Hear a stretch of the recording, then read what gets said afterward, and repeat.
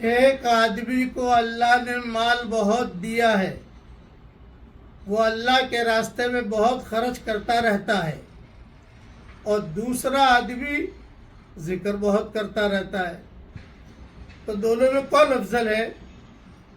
رسول اللہ صلی اللہ علیہ وسلم نے فرمایا ذکر کرنے والا افضل ہے۔ یہ مضمون طبرانی میں موجود ہے۔ اس لیے اٹھتے بیٹھتے، کھانا پکاتے پکاتے، موٹر سائیکل پر، مسجد میں جاتے جاتے ہماری زبان پر اللہ کا ذکر ہونا چاہیے۔ اس کا بہت اہتمام کیجیے۔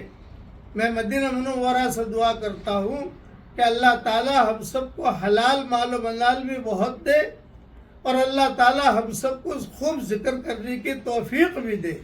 اللہ تعالیٰ یہ دعا پوری امت کے مردوں اور عورتوں کے لیے قبول فرمائے، آمین۔